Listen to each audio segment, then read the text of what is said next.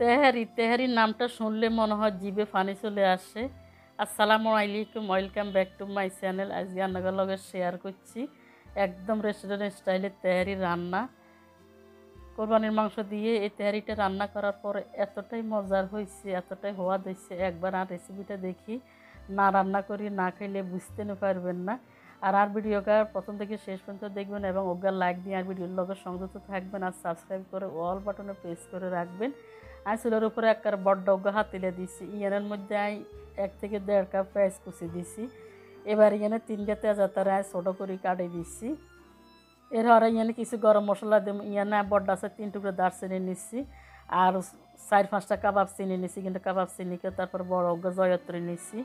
এরপরে ইয়ানে এইটা হলো জয়ত্রী। এরপরে ইয়ে নিচ্ছি স্টার তারা মশলা, স্টার তারা নিচ্ছি। এরপরে ইয়ানে 10-15টা গোলমরিচ নিচ্ছি। তারপরে বড্ডা ইগানের বড় এলাচি ইগে নিচ্ছি। তারপরে ছোটো এলাচি নিচ্ছি 7-8টা। এবার এইগুলি আমি পেঁয়াজের মধ্যে ঢালি দিচ্ছি।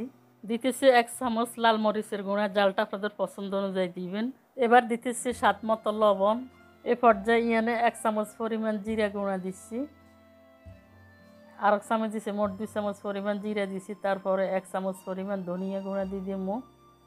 এবার এই মশলাগুলো দিবার হরে লাড়ি চাড়ি পেঁয়াজের সাথে কতক্ষণ মিশাই লইতেছি। বন্ধুরা আপনারা আরও সাপোর্ট করবেন, সাপোর্ট করার মানে লাইক কমেন্ট শেয়ার ও সাবস্ক্রাইব করে আর সাথেই থাকবেন। আপনাকে একটু মূল্যবান সাপোর্ট পাইলে আরও নতুন ভিডিও আপনাকে উপহার দিতে পারো। নাই 1.5 কেজি পরিমাণ কোরবানির মাংস ধুই লইছি, দেখতে পাচ্ছেন, দেখতে কতটা পিওর লাগে। এবার এখানে তাই 2 দিয়ে পরিষ্কার করে লইছি। এইদিকে সুন্দর করে ঢালি দিলাম।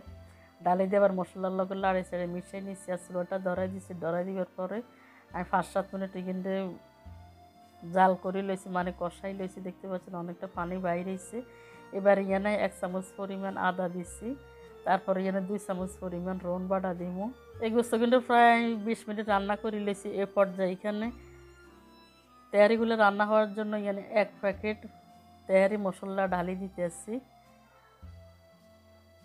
এই মশলাগুলো দিবার পরে কিন্তু তেহারিটা অনেকটাই সুস্বাদু হয়েছে। আর আমি তো এমনি ঘরোয়াভাবে অনেকগুলো মশলা ব্যবহার করছি। আমার রেসিপিটা দেখে এভাবে রান্না করবেন, কিন্তু অনেক সুস্বাদু হবে তেহারিটা। মনে করবেন হোটেল রেস্টুরেন্ট থেকে তেহারিটা আনছেন।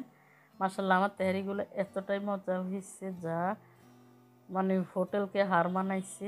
এবার এই মশলাগুলো দিবার হরে আমি সুন্দর করে লাড়ি চাড়ি মিশাই লইছি। তেহারি মশলাগুলো দিবার হরে দেখতে পাচ্ছেন কষাইতে কষাইতে একদম 50% কষানি হয়ে গেছে। এবার এখানে কিছু হানি দিমু একদম পরিপূর্ণভাবে গোস্তগুলো রান্না হইবার জন্য।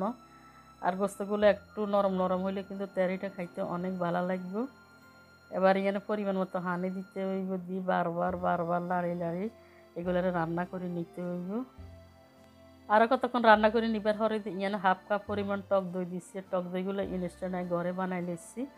আর তেহারির মধ্যে একটু টক দইটা দিলে কিন্তু খাইতে আরও অনেক স্বাদ লাগবে, মানে স্বাদটা বাড়ে যাইব। এবার টক দইটা দিবার পরে কিন্তু এগুলো বারবার নাড়তে হইব, না হইলে পাতিলের তলায় লাগে যাইব, মানে ফোড়া যাইতে পারে। এবার এগুলো ঢাকনা দিয়ে চুলার আগুনটা কমাই পরিপূর্ণভাবে রান্না করিলাম। গোস্ত কিন্তু পরিপূর্ণভাবে রান্না হয়ে গেছে। এবার আমি ওকে চামচ দিয়ে চাকি চাকি উড়ে একখান প্লেটের মধ্যে রাখি দিচ্ছি। এইদিকে আমি পোলাও রান্না করি পেলা ইয়ানে অনেকগুলো পানি ডালি দিমু। এই মশলার মধ্যে হানিগুলো একটু হিসাব করে দিতে হইবে। আমি 4 পট চাইল এইখানে দিমু, তার জন্য এখানে 8 পট হানি দিচ্ছি। আর পুরান চাইল হইলে আধা কাপ হানি বাড়াই দিবেন, তাইলে একদম পরিপূর্ণভাবে পোলাওগুলো রান্না হয়ে যাবে, আর কোনো শক্ত থাকতো না, আর কোনো নরমও হইতো নয়। এবার হানিগুলো দিবার হরে দিয়ে সুন্দর করে লাড়ি চাড়ি মিশাই লইছি। এবার দিতেছি এখানে স্বাদ মতো লবণ। আর লবণটা হানিগুলো একটু কড়া করে দিবেন সামান্য। আর পোলাওগুলো হওয়ার পরে কিন্তু একদম পরিপূর্ণ হইব। আর হানি যদি আইয়া থাকে তাহলে পোলাওগুলো আইয়া হয়ে যাইব, মানে কম হয়ে যাইব, খাইতে এত একটা ভালো লাগতো নয়। এবার হানিগুলো উতরাইবার লাই পর্যন্ত আমি অপেক্ষা করি। পানিটা ভালো করে উতরাইয়া আইলে তারপরে আমি পোলাও চালগুলো এনে ডালি দিয়ে পোলাও চালগুলো আমি আধা ঘন্টা আগে সুন্দর। এবার এই পোলাওগুলো একটু সাদাইবার লাই এনে তারপরে এই গামলার মধ্যে রাখি দিচ্ছি। এবার হানিগুলো হালাই দিবার পরে পোলাও চালগুলো হালাই দিচ্ছি। সবগুলো হালাই দিবার পরে দিয়ে এবার লাড়ি চাড়ি পোলাওগুলো আবার বলক আসা পর্যন্ত অপেক্ষা করুন।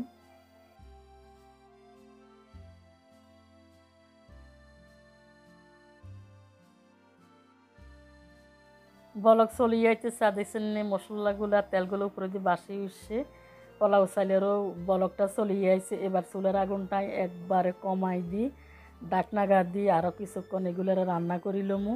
এর ফাঁকে যে সুন্দর করে লাড়ি চাড়ে মিশিয়ে নিতে হইব। আই বন্ডা দিয়ে আরও 10 মিনিট এগুলো রান্না করে নিবার হরে দিই। বন্ডাগারে হরা আলাইছে আর দেখছেন নি পোলাওগুলো একদম হানি টানে গেছে গই। এবার এগুলো আবার লাড়ি চাড়ি সুন্দর করে সমান করে দিচ্ছি। পোলাওগুলোর সমান করে নিবার হরে দিয়ে আগে থেকে রান্না করা গরুর মাংসগুলোর উপরে দিয়ে আমি ডালে দিচ্ছি। এখন কিন্তু গরুর গোস্ত সাইড লাইটার না, এখন জান্নে আছে আন্নে থাকবো। ডাকনা দিয়ে আরও 10 মিনিট রাঁধিলমু।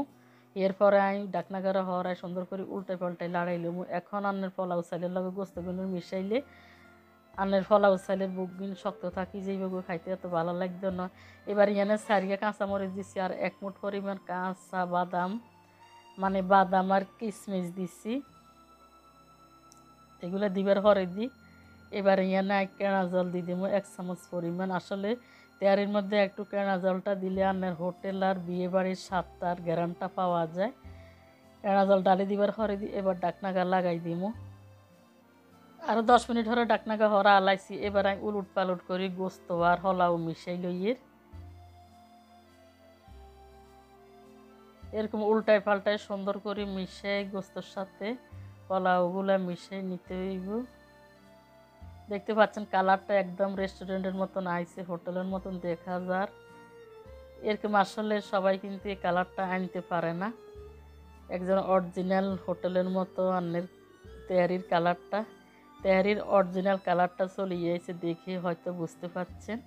আর যাদের ভালো লাগবে তারা আর রেসিপিটা দেখে রান্না করবেন, আর কেমন হয়েছে আরও অবশ্যই কমেন্টস করে জানাইবেন। আপনাদের মূল্যবান কমেন্টসে আরও নতুন নতুন ভিডিও করার উৎসাহ জেগে দেয়। এবার লাড়াচাড়াতে হয়ে গেছে, আবার ডাকনা দিয়ে আরও 10 মিনিট এগুলোর দমে রাখুন। দমে রাখার পরে চুলাটা বন্ধ করে দেব, তাহলে আমার তেহারিটা হয়ে গেছে। চুলা থেকে নামানোর পরে তেহারির অরিজিনাল কালারটা দেখুন, একদম হোটেলের কালারটা দেখা যাচ্ছে। এবার রান্নার সুবিধার্থে একটি প্লেটের মধ্যে সার্ভ করে লইয়ে দেখছেন নি আন্নার তেহারিগুলো একদম জরে, একদম হাতে লাগতেছে না আর শক্ত থাকে না, খাইতে কিন্তু এত মজা হয়েছে। আমার ঘরের সবাই খাই কিন্তু অনেক প্রশংসা করছে। আমি একদম একটা মেলামানের থালা ভরি লইছি, দেখতে কতটা লোভনীয় লাগছে। আপনারা টমাটো শসা লেবু এগুলা দিয়ে খাবেন তাহলে অনেক মজা লাগবে। আমি এগুলা কাটি লইছি, উপরে দিয়ে দিতে আমার একদমই খেয়াল ছিল না কতটা লোভনীয় লাগে। আর দেখতে তো এরকম লোভনীয় হয়েছে, খাইতে কিন্তু অসম্ভব মজা রয়েছে। সবাই ভালো থাকবেন, সুস্থ থাকবেন, দেখা হইব নতুন কোনো রেসিপি নিয়ে। আল্লাহ হাফেজ।